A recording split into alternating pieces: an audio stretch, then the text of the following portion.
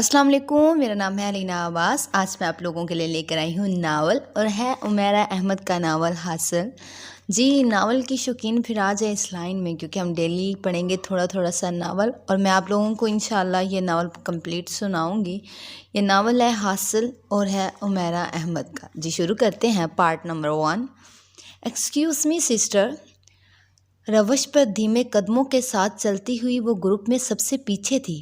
جب اس نے بینچ پر بیٹھے ہوئے اس لڑکے کو اچانک اٹھ کر سسٹر الزبتھ کی طرف بڑھتے اور انہیں روکتے ہوئے دیکھا تھا۔ مجھے آپ سے بات کرنی ہے۔ میں عیسائی ہونا چاہتا ہوں، اس لیے مجھے کیا کرنا ہوگا؟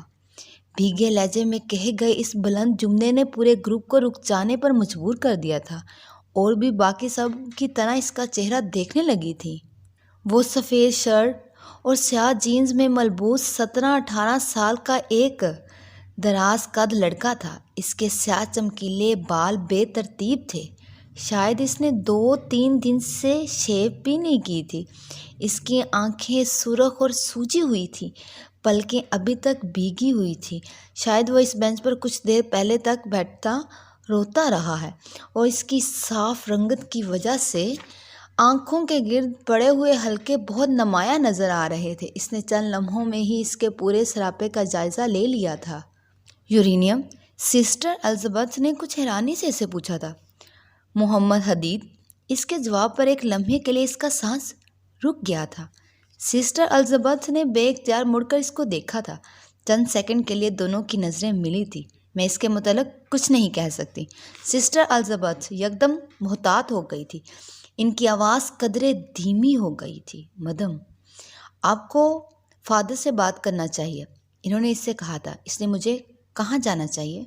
اس نوجوان کے چہرے کے اضطراب میں اضافہ ہو گیا تھا۔ سسٹر الزبتھ نے ایک نظر اس کی طرف دیکھا تھا، اور پھر جیسے جیسے اس نے اس کی طرف دیکھا، پھر چند قدم آگے بڑھ کر اس نوجوان کو ایک طرف لے گئی تھی۔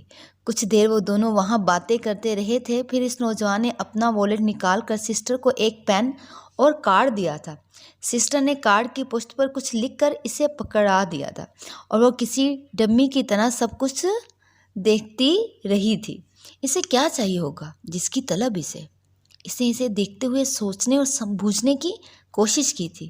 گلے میں پڑی ہوئی سونے کی چین جو اس کے کھلے گریبان سے جھلک رہی تھی، اور ہاتھ میں باندھی ہوئی کرسچن ڈی اور کی گھڑی اسے کسی معمولی گھرانے کا فرد بھی ظاہر نہیں کر رہے تھے۔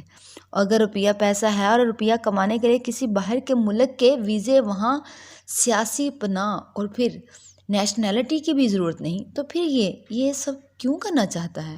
وہ ابھی بھی الجھی ہوئی تھی۔ چند منٹوں بعد اس نے اس نوجوان کو والیٹ جیب میں ڈال کر واپس اس بینچ کی طرف جاتے ہوئے دیکھا تھا، اور سسٹر الزبتھ کو اپنی جانب آتے ہوئے دیکھا تھا۔ ان کی واپسی پر کسی نے اس سے کوئی سوال نہیں کیا تھا۔ روش پر پھر پہلے کی طرح سب کی چہل قدمی شروع ہو گئی تھی، مگر وہ وہاں سے جانا نہیں چاہتے تھے۔ ان لوگوں کے ساتھ چلتے ہوئے اس نے پیچھے مڑ کر دیکھا تھا۔ وہ لڑکا اب بھی اس بینچ کی پشت سے ٹیک لگائے چہرہ ڈھانپے بیٹھا ہوا تھا۔ بے اختیار اس کا دل بھاگ کر اس کے پاس جانے کو چاہا تھا، صرف ایک لمحے کے لیے، صرف ایک بات کہنے کے لیے۔ اس نے مڑ کر اپنے آگے چلتے ہوئے گروپ کو دیکھا تھا، اور خود کو بے بس پایا تھا۔ وہ پیچھے جانا چاہتی تھی، واپس وہیں، مگر وہ آگے چلتی جا رہی تھی۔ اسے پتا تھا کہ یہ روش سیدھا اس پارک سے باہر لے جائے گی، وہ واپس وہاں نہیں آ سکے گی۔ اسے جو بھی کرنا تھا بہت جلدی میں کرنا تھا، مگر اسے آخر کیا کرنا تھا؟ روش پر چلتے چلتے وہ گھاس پر چلنے لگی۔ اس نے اپنا جوتا اتار دیا تھا، اور پھر اسی طرح سب لوگوں کے ساتھ چلتی رہی۔ ایک بار پھر اس نے پیچھے مڑ کر دیکھا تھا۔ بہت دور بینچ پر اب وہ ایک نقطے کی صورت میں نظر آ رہا تھا، مگر وہ لوگ کہاں تھے؟ وہ لوگ گیٹ کے پاس پہنچ گئے تھے۔ او مائی گاڈ سسٹر، میں اپنا جوتا تو وہیں گھاس پر بھول آئی ہوں، مجھے پتہ ہی نہیں چلا کہ میں ننگے پاؤں چل رہی تھی۔ اس نے سسٹر الزبتھ سے کہا۔ کہاں اتارا تھا؟ سسٹر نے کچھ تشویش سے دیکھا تھا۔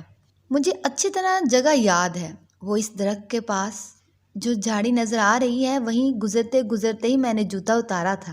میرا خیال تھا ہم واپس ادھر سے ہی گزریں گے تو میں جوتا پہن لوں گی، مگر پھر آپ نے اس گیٹ سے نکلنے کا فیصلہ کر لیا، میں بس 5 منٹ میں لے کر آتی ہوں، اس نے چلتے ہوئے کہا تھا۔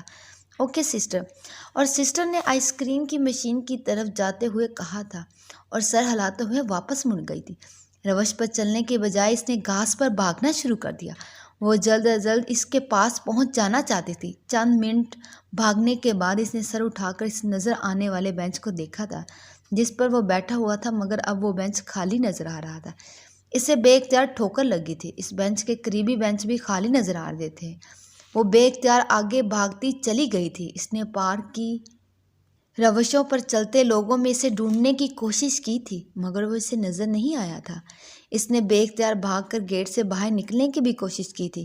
اس کی چادر کا ایک کونا گیٹ میں اٹک گیا تھا۔ وہ اسے چھڑانے میں وقت ضائع نہیں کرنا چاہتی تھی۔ ننگے سر اور ننگے پیر بھاگتی ہوئی وہ گیٹ پار کر کے باہر نکل گئی تھی۔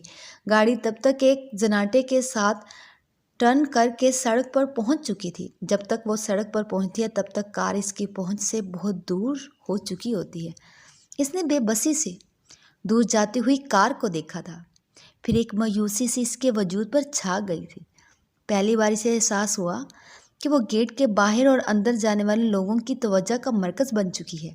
اسے ان نظروں کی پرواہ نہیں تھی۔ اسے اس وقت کسی بھی چیز کی پرواہ نہیں تھی۔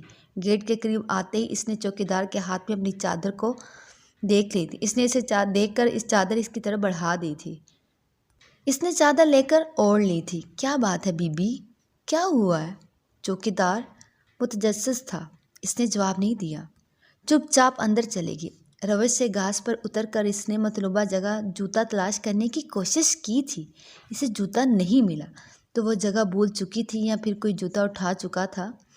چند منٹ وہ گھاس پر بے دلی سے جوتا ڈھونڈتی رہی، پھر واپس اس گیٹ کی طرف چل دی جہاں سسٹرز اس کا انتظار کر رہی تھی۔ گھاس پر چلتے چلتے اس نے اپنے پیر میں کوئی چیز چبھتی ہوئی محسوس کی تھی۔ وہ رک گئی۔ اس نے پیر اٹھا کر دیکھنے کی کوشش کی تھی۔ اسے اندازہ نہیں ہوا کہ پاؤں میں کیا چبھا تھا۔ اب وہ گھاس سے ہٹ کر روش پر چلنے لگی تھی۔ تم نے پریشان کر دیا، اتنی دیر؟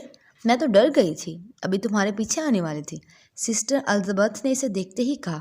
تبھی ان کی نظر ان کے پیروں پر پڑی تھی۔ کیا ہوا؟ جوتا نہیں ملا؟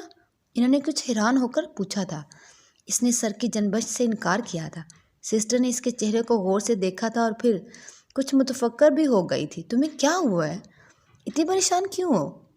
کچھ نہیں ہوا سسٹر، کچھ بھی نہیں ہوا، بس جو ڈھونڈ رہی تھی وہ نہیں ملا۔ حالانکہ میں نے تو یقین کریں میں نے تو بہت کوشش کی تھی، پھر بھی پتہ نہیں کیوں۔ وہ بڑبڑائی تھی۔ سسٹر الزبتھ نے اس کی آنکھوں میں نمی کو دیکھا تھا اور پھر اس کے گال چھوتے ہوئے اسے جیسے تسلی دینے کی کوشش کی تھی۔ کم آن، ایک جوتے کے گم ہو جانے پہ اتنی پریشانی کی کوئی بات نہیں، ہو جاتا ہے ایسا کئی دفعہ، مگر اس میں رونے والی کون سی بات ہے؟ ابھی راستے سے دوسرا جوتا خرید لیں گے، سسٹر الزبتھ نے اسے تسلی دیتے ہوئے کہا تھا۔ باقی سسٹر نے بھی اسے تسلی دی تھی۔ اب اسے چیئر اپ کرنے کی کوشش کرنے لگے۔ وہ آنکھوں میں تیرتی ہوئی نمی کو اپنے اندر اتارنے کی کوشش کرنے لگی۔ جی انشاءاللہ ہم نیکسٹ ویڈیو میں کل ہی اس کا اگلا پارٹ شروع کریں گے، لیکن مزید ناول سننے کے لیے ضروری ہے آپ میرے چینل کو لائک کریں اور سبسکرائب کریں اور میری ویڈیو شروع سے دیکھنا نہ بھولیں۔